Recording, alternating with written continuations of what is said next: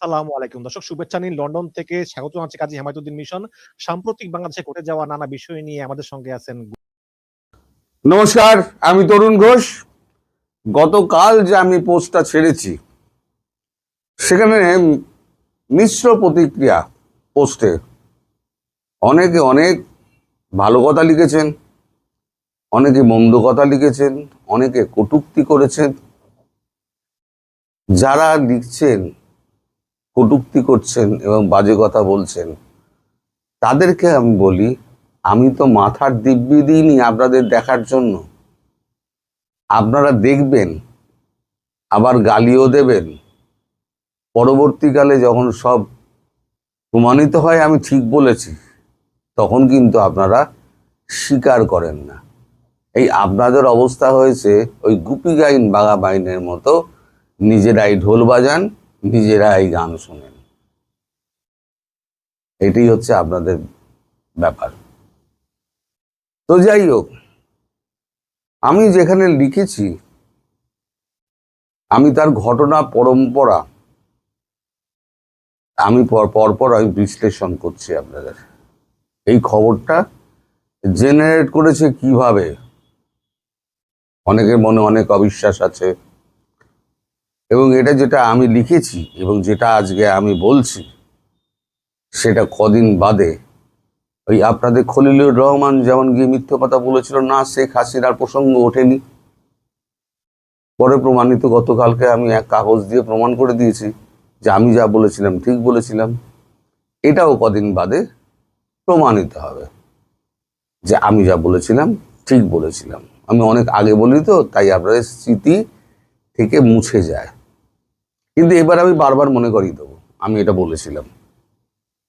বলেছিলাম, বারবার মনে করিয়ে দেবো। তো গতকালকার বিকেলে বেলায় আমি খবর পাই যে শেখ হাসিনার সঙ্গে রাহুল গান্ধী, প্রিয়াঙ্কা গান্ধী, আমাদের সলিসিটর জেনারেল এবং আমাদের নামটা ভুলে গেলাম, মনে পড়ে যাবে, এবং সুপ্রিম কোর্টের আইনজীবী কংগ্রেস সদস্য মনু সিংভি, এটা 4 জনে দেখা করেছেন। এবার কতগুলো ঘটনা পরম্পরা মেলান, যোগসূত্র আপনি খুঁজে বার করার আপনারা চেষ্টা করুন। প্রথম আমি একটা ভিডিও করেছিলাম যে শেখ হাসিনাকে বেশি দিন রাখতে চায় না ভারত, কারণ তার বয়স হয়েছে। যদি ভারতে কোনো কিছু হয়ে যায় তাহলে পুরো ব্লেমটা এসে ভারতের উপরে পড়বে, ফলে যা করার ভারতবর্ষকে তাড়াতাড়ি করতে হবে। এটা কিন্তু আমি প্রথম দিকে বলেছিলাম। তার পরবর্তীকালে যেটা হলো যে ডোনাল্ড ট্রাম্পের ফোন এলো, সে খবর আমি করেছিলাম। ডোনাল্ড ট্রাম্পের ফোন এসছে। এখন দেখুন, এই হরমুজ টানেল নিয়ে যে সমস্ত কথাবার্তা আছে, হরমুজটা নিয়ে সে সমস্ত কথাবার্তা নিশ্চয়ই হয়েছে, এবং ট্রাম্প স্বীকারও করেছেন যে আমি ভারতের প্রধানমন্ত্রীর হেল্প চেয়েছি, এবং ভারতের প্রধানমন্ত্রী বলেছেন আমি কেন যাব। এই 40 মিনিটের যে কথাবার্তা হয়েছে, আমি তখন বলেছিলাম নিশ্চয়ই আরো কথাবার্তা হয়েছে যেগুলো আমরা জানতে পারছি না। তার পর মুহূর্তে কয়েকদিন বাদে এই যে রাহুল গান্ধীকে ডেকে পাঠানো, বিরোধী দলনেতাকে ডেকে পাঠানো, তার সঙ্গে ট্রাম্পের ফোনের পর একটা দীর্ঘ আলোচনা, সে আলোচনাটা কি হতে পারে? নিশ্চয়ই হরমুজ নিয়ে নয়, কারণ আমি প্রথম বলেছিলাম যে সর্বদলীয় বৈঠকের মাধ্যমে কিন্তু সিদ্ধান্ত হয়েছে শেখ হাসিনা এইখানে আমাদের দেশে হয়ে থাকবেন, অতিথি হয়ে থাকবেন। আমি প্রথম বলেছিলাম। পরবর্তীকালে তার সত্যতা প্রমাণিত হয়েছে, সবাই আপনারা জানেন। এখন যেহেতু একটা সর্বদলীয় সিদ্ধান্তের মাধ্যমে তাকে আনা হয়েছিল এবং তাকে ফেরত পাঠানোর ব্যাপারটাও কিন্তু সর্বদলীয় সিদ্ধান্তের মাধ্যমেই হবে। সরকার কিন্তু একা করবে না। তার প্রাথমিক ভিত রচনা করতেই আমার মনে হয়, যদ্দূর মনে হয়, রাহুল গান্ধীকে ডেকে পাঠিয়েছিলেন। এবং গান্ধী পরিবারে এই গান্ধী আর গান্ধী নিয়ে একটা সমস্যা দেখা দিয়েছে। আসলে কথাটা হচ্ছে কিন্তু গান্ধী অপভ্রংশ হয়ে যেটা গান্ধীতে পরিণত হয়েছে। গান্ধী বলে কিন্তু কোনো টাইটেল ভারতবর্ষে নেই, গান্ধী আছে, কিন্তু গান্ধী বলে কিছু নেই। কিন্তু অপভ্রংশ সেটাই চালু হয়ে গেছে, গান্ধী গান্ধী গান্ধী গান্ধী চালু হয়ে গেছে। কিন্তু আপনি যদি বিভিন্ন কাগজপত্র দেখেন, সেখানে কিন্তু গান্ধী লেখা হয়, গয় চন্দ্রবিন্দু আঁকা, ধয় দীর্ঘই। আমি দুবার ভুল লিখব না, কারণ বানান লেখার সময় কিন্তু আমি অত্যন্ত সতর্ক থাকি। আপনারাও সতর্কতা থাকতে পারেন। কি করে করবেন? যে বানানটা লেখার পর যদি আপনার মনে হয় একটু অচেনা, তাহলে একটু ঘুরিয়ে লিখুন। ঠিক চেনা বানানটা চোখের সামনে এসে পড়ে যাবে। আর কোনটার পরে দন্তের ন হবে, কোনটার পরে মধ্যের ন হবে, সেগুলো একটুখানি আপনি জেনে নেবেন। তো যাই হোক, আমি তখন লিখেছিলাম যে রাহুল গান্ধী এবং প্রিয়াঙ্কা গান্ধী সঙ্গে হরিশ সালভে, যিনি কিংস কাউন্সিলের এখন সদস্য, এবং অভিষেক মনু সিংভি, চারজনে দেখা করেন শেখ হাসিনার সঙ্গে। আসলে রাহুল গান্ধী এবং প্রিয়াঙ্কা গান্ধী তারা গিয়েছিলেন শেখ হাসিনার মনোভাব জানতে এবং তার শরীর সম্পর্কে। এমনিতেও যান, মাঝে মাঝেই যাওয়া আসা করেন, কারণ কংগ্রেসের সঙ্গে যে সম্পর্ক প্রধানমন্ত্রী শেখ হাসিনার, সেটা কিন্তু অটুট সম্পর্ক। সেটা ইন্দিরা গান্ধীর সময় থেকে সেই সম্পর্কটি গড়ে ওঠে মুজিবুর রহমান থাকাকালীন। দীর্ঘদিন আমাদের এখানে শেখ হাসিনা আশ্রয়ে ছিলেন, 6 বছর না 8 বছর এখানে আশ্রয়ে ছিলেন। সেই সময়তে তখন থেকে কিন্তু সোনিয়া গান্ধীর ইন্দিরা গান্ধীর খুব কাছের মানুষ। তো যাই হোক, সে নিয়ে আমি অনেক কথা বলেছি। তারা তার মনোভাব জানতে গিয়েছিলেন, এবং সব থেকে খটকার বিষয়, এখানে কেন্দ্রের তরফে হরিশ সালভে,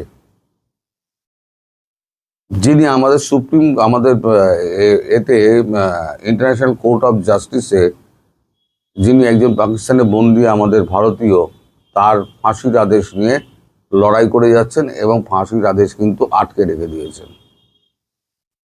কুলভূষণ যাদব বলে একজন ব্যক্তি, তাকে পাকিস্তান ইরানের মাটি থেকে তুলে নিয়ে গিয়ে অপহরণ করে তাকে ওইরকম চার্জে তাকে ঢুকিয়ে রেখে দিয়েছে ফাঁসির আদেশ দিয়ে। কিন্তু আজ পর্যন্ত ফাঁসি দিতে পারেনি, কারণ ভারত ধমকেই রেখে দিয়েছে। ইন্টারন্যাশনাল কোর্ট অফ জাস্টিসে এখন মামলা চলছে, সেই মামলাকে উপেক্ষা করে যদি ফাঁসি দাও, তাহলে পাকিস্তানের কোনো অস্তিত্ব থাকবে না। তো এখন এই যে 2 জন আইনজীবী গেছিলেন, 2 জন আইনজীবী তারা অনেক দস্তাবেজ নিয়ে গিয়েছিলেন, এটুকু খবর আমি পেয়েছি, অভিষেক মনু সিংভি এবং হরিশ সালভে। আপনাদের মনে থাকতে পারে, ইন্টারন্যাশনাল কোর্ট অফ জাস্টিসে শেখ হাসিনা একটি মামলা করেছিলেন। সেই মামলাটির শুনানির দিন সম্ভবত এগিয়ে আসছে।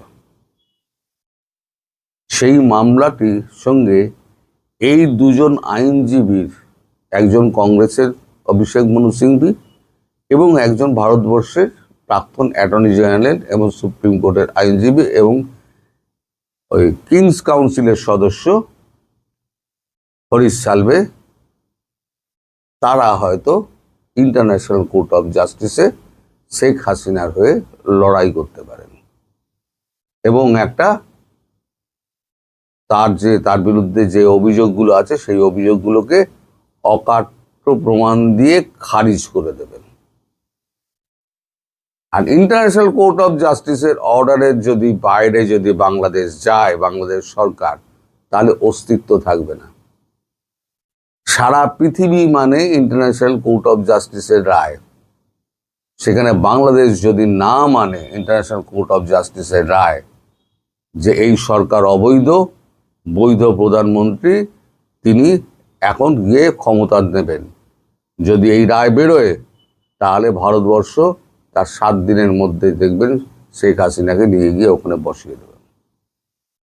এটা আমার নিজস্ব বিশ্লেষণ। I may be wrong, may be right. নইলে পরে এই আইনজীবীরা যাবেন কেন? তার সঙ্গে ইন্টারন্যাশনাল কোর্ট অফ জাস্টিসের ডেটটা এগিয়ে আসছে, শুনানির ডেটটা এগিয়ে আসছে, দুটোকে আপনি এক করুন। রাহুল গান্ধী, প্রিয়াঙ্কা গান্ধী, কংগ্রেসের বিরোধী দলনেতারা তারা গেছেন কেন? এক করুন মনোভাবটা জানতে, এবং ভারতবর্ষের হয়ে এরা রিপ্রেজেন্ট করবে ইন্টারন্যাশনাল কোর্ট অফ জাস্টিসে। সত্যি কি হয়েছে না হয়েছে সেটা জানতে আমাদের সময় লাগবে।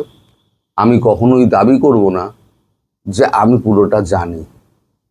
কাল বহু রাত অবধি আমি জেগেছিলাম যে কিছু খবর যদি পাই, কিন্তু কোনো পক্ষ থেকে কোনো রকম খবর আমার কাছে আজ অবধি এসে এখনো পর্যন্ত এসে পৌঁছায়নি। এখন দুপুর 3:30 আমি যখন রেকর্ডটা করছি। ফলে আমাদের এখন এইটুকু জেনেই সন্তুষ্ট থাকতে হবে, ভবিষ্যতে যদি এই সম্পর্কে কোনো খবর পাই তাহলে পরে নিশ্চয়ই আপনাদের জানাবো। কিন্তু এটা জানবেন যে এই যে 4 জন দেখা করেছে, 4-5 জন দেখা করেছেন, এবং আপনারা জানেন ইন্টারন্যাশনাল কোর্ট অফ জাস্টিসে শেখ হাসিনা যে মামলাটি করেছিলেন, সেই মামলাটির তারিখ কিন্তু এগিয়ে আসছে। সেই মামলার সঙ্গে এই আইনজীবীদের এবং রাহুল, প্রিয়াঙ্কার ওনার সঙ্গে দেখা করার একটা যোগসূত্র আছে। এবং যেহেতু প্রধানমন্ত্রী নরেন্দ্র মোদী বলে দিয়েছেন ভারতবর্ষ আর দেরি করবে না, ভারতবর্ষ তাড়াতাড়ি শেখ হাসিনাকে তার দেশে ফেরাতে চায়।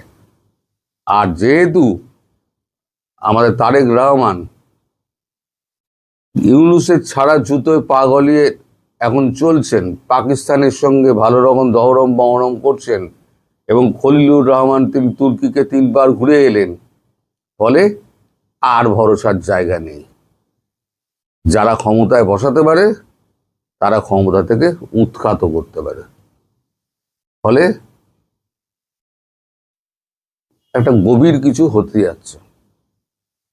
কি হতে যাচ্ছে সেটা সামনে আপনারা বুঝতে পারবেন। আমি এই বিষয়ে আগ বাড়িয়ে কোনো মন্তব্য করে নিজেকে বিতর্কের মধ্যে জড়াবো না। কূটনীতিক নয়, সরাসরি রাজনীতিক। ঢাকায় ভারতের নতুন হাই কমিশনার হিসেবে কি আসছেন মিস্টার দীনেশ ত্রিবেদী?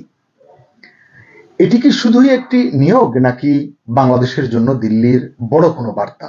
আসসালামু আলাইকুম, স্বাগত নিটস নিউজে।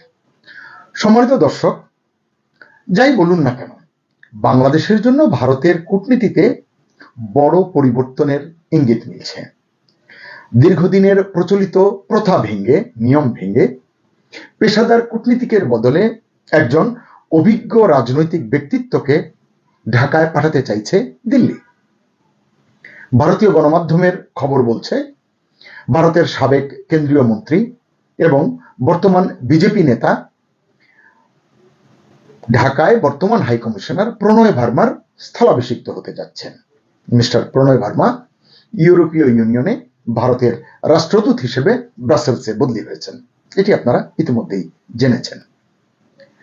বিশ্লেষকরা বলছেন, ঢাকায় ভারতীয় হাই কমিশনে কারো পদায়ন এটা এখন আর নিছক কোনো রুটিন বদলি নয়, বরং এটি ভারতের পররাষ্ট্রনীতির একটি কৌশলগত পরিবর্তনের অংশ। কারণ বাংলাদেশে 2024 সালের 5 আগস্টের রাজনৈতিক পট পরিবর্তনের পর বাংলাদেশ ভারত সম্পর্ক আগের মতো আর নেই। বাংলাদেশের মানুষের মনে জমে থাকা ক্ষোভ, পুঞ্জীভূত ক্ষোভ, রাজনৈতিক অনিশ্চয়তা এবং এর প্রেক্ষিতে দুই দেশের মধ্যেকার পাল্টাপাল্টি অবস্থান, যেটা আমরা দেখেছি গত বছর, সব মিলিয়ে এই দুই দেশের সম্পর্ক পৌঁছেছিল এক কঠিন টানাপোড়েনের জায়গায়। এই পরিস্থিতিতে একজন কেরিয়ার কূটনীতিককে হাইকমিশনার হিসেবে ঢাকায় না পাঠিয়ে একজন অভিজ্ঞ রাজনীতিককে পাঠানোর মাধ্যমে বাংলাদেশের সঙ্গে সম্পর্ককে ভারত কতটা গুরুত্ব দিচ্ছে সেই বার্তাই দেওয়ার চেষ্টা করছে নয়াদিল্লি, বিশ্লেষকরা এমনটি বলছেন। কিন্তু প্রশ্ন হলো সেই বার্তাটি কি? দিল্লি কি এখন থেকে সরাসরি রাজনৈতিক লেভেলে কথা বলতে চায়? দুই দেশের মধ্যেকার জটিল ইস্যুগুলো ডিপ্লোম্যাটিক ভাষার পরিবর্তে পলিটিক্যাল নেগোসিয়েশনে সমাধান করতে চায়? কেনই কথা বলছি? দুই দেশের কূটনৈতিক সম্পর্কটা আগের জায়গায় নেই, এটি তো আমরা সবাই জানি। ইউনূসের 18 মাসের অপশাসনে, অকূটনৈতিক কথাবার্তায়, আচার আচরণে, অযোগ্যতায়, অভব্যতায় একেবারে তলানিতে গিয়ে ঠেকেছিল এই দুই দেশের সম্পর্ক। যদিও তারেক রহমানের নেতৃত্বাধীন বিএনপি সরকার দায়িত্ব নেবার পর দু দেশের সম্পর্কের জমাট বরফ গলতে শুরু করেছে। এটি যদিও এখনো কোনো যৌক্তিক জায়গায় এসে দাঁড়িয়েছে এমনটা দাবি করা যাবে না। এমন প্রেক্ষাপটে যাকে প্রণয় ভার্মার স্থলাভিষিক্ত করতে চলেছে ভারত, অন্তত যার নাম সবচেয়ে বেশি উচ্চারিত হচ্ছে, তিনি হচ্ছেন মিস্টার দীনেশ ত্রিবেদী। ভারতের রাজনীতিতে অত্যন্ত পরিচিত একটি নাম। বললাম আগেই, একদা রেলমন্ত্রী ছিলেন, স্বাস্থ্য প্রতিমন্ত্রী ছিলেন, দীর্ঘদিন সংসদীয় রাজনীতির সাথে যুক্ত একজন প্রাজ্ঞ ব্যক্তিত্ব। সবচেয়ে গুরুত্বপূর্ণ বিষয়, তিনি শুধু প্রশাসনিক ব্যক্তি নন, একজন পলিটিক্যাল অপারেটরও। তার অতীত বেশ বৈচিত্র্যময়। একসময় পশ্চিমবঙ্গের মুখ্যমন্ত্রী মমতা ব্যানার্জির তৃণমূল কংগ্রেসে ছিলেন, পরে যোগ দিয়েছেন বিজেপিতে। অর্থাৎ তিনি বিভিন্ন রাজনৈতিক ক্যাম্পে কাজ করেছেন, যা কূটনীতির মাঠেও তাকে অধিক কার্যকর আলোচক করে তুলতে পারে। অবশ্য কয়েকদিন আগে ভারতের পক্ষ থেকে আরেকটি নামও আলোচনায় এসেছিল, তারা প্রস্তাব দিয়েছিলেন। সেই নামটি হচ্ছে আরিফ মোহাম্মদ খান। তিনি একজন অভিজ্ঞ রাজনীতিক, প্রবীণ, সাবেক গভর্নর এবং মুসলিম সমাজে অত্যন্ত পরিচিত মুখ, জনপ্রিয় মুখ। আরিফ মোহাম্মদ খান হয়তো এখন আর আসছেন না, এমনটি ধারণা করা যাচ্ছে। তবু তার নামটা এজন্যই করলাম, এখানে আনলাম এই জন্যই যে ভারত সরকার তাকে বাংলাদেশে পাঠানোর কথা ভেবেছিল। এই ভাবনার কারণেই মনে হয়েছে ভারতের এই যে নামগুলো, দীনেশ ত্রিবেদী এবং আরিফ মোহাম্মদ খান, এগুলো আসলে কিছু না কিছু নির্দেশ করছে। কি নির্দেশ করছে? আমার ধারণা, দিল্লি এখন আর ঢাকাকে কেবল রুটিন কূটনৈতিক পোস্ট হিসেবে দেখছে না, বরং এটাকে স্ট্র্যাটেজিক পলিটিক্যাল মিশন হিসেবে বিবেচনা করছে। প্রাপ্ত তথ্য বলছে 2019 সালে সাবেক সেনাপ্রধান ভারতের দলবীর সিং সুহাগকে সেশেলসে হাই কমিশনার হিসেবে পাঠিয়ে মোদী সরকার নতুন কূটনৈতিক ধারার ইঙ্গিত দিয়েছিল। এবার যে ঢাকায় একজন রাজনীতিক পাঠাতে চলেছে দিল্লি সরকার, ভারত সরকার, এটাকে ওই ধারাবাহিকতারই অংশ বলে মনে করা হচ্ছে। বিশেষজ্ঞদের মতে প্রতিবেশী দেশগুলোর সঙ্গে সরাসরি রাজনৈতিক স্তরে যোগাযোগ বাড়ানোর জন্য অভিজ্ঞ ও প্রভাবশালী ব্যক্তিদের দূত হিসেবে নিয়োগ দেওয়া ভারতের পররাষ্ট্রনীতির নতুন কৌশল। দীনেশ ত্রিবেদীর মতো একজন অভিজ্ঞ নেতার উপস্থিতি ঢাকার সঙ্গে দিল্লির অমীমাংসিত ইস্যুগুলো নিয়ে আলোচনার ক্ষেত্রে নতুন মাত্রা যোগ করতে পারে বলে ধারণা করা হচ্ছে। এদিকে বিদায়ী হাই কমিশনার মিস্টার প্রণয় ভার্মা সম্পর্কে দু একটি কথা না বললে অন্যায় হবে, কারণ এমন এক কঠিন সময়ে তিনি ঢাকার দায়িত্ব পালন করেছেন, তা এক কথায় প্রশংসনীয়। নিঃসন্দেহে তিনি একটি অত্যন্ত কঠিন সময় পার করে দায়িত্ব শেষ করছেন ব্রাসেলসে যাওয়ার আগে। ভারতের কোন রাষ্ট্রদূতের জন্য 2024-এর আগস্ট পরবর্তী বাংলাদেশ ছিল সবচেয়ে কঠিন এবং চ্যালেঞ্জিং। আগস্ট পরবর্তী উত্তপ্ত পরিস্থিতিতে দুদেশের সম্পর্ককে পুরোপুরি ভেঙে পড়তে দেয়নি প্রণয় ভার্মার বিচক্ষণ সিদ্ধান্ত, ঠান্ডা মাথার কর্মকৌশল। আবেগে উত্তপ্ত পরিস্থিতিতেও কি কি হয়েছে আপনারা সব জানেন।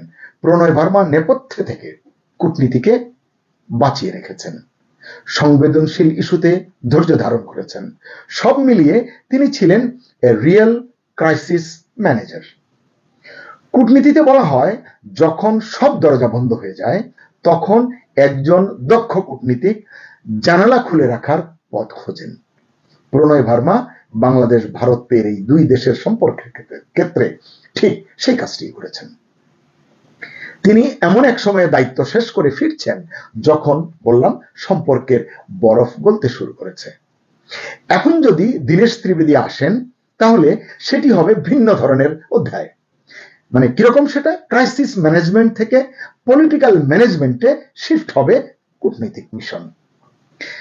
দীনেশ ত্রিবেদীর প্রস্তাবটি বাংলাদেশ সরকারের সম্মতির অপেক্ষায় রয়েছে। গ্রিমো বলে নিয়ম অনুযায়ী স্বাগতিক দেশের সবুজ সংকেত পাওয়ার পরে এই নিয়োগ চূড়ান্ত করা হবে। দীনেশ ত্রিবেদী ঝরঝরে বাংলায় কথা বলেন এবং একজন দক্ষ সেতার বাদক। তিনি দীর্ঘদিন ধরে পশ্চিমবঙ্গের রাজনীতির সঙ্গে যুক্ত।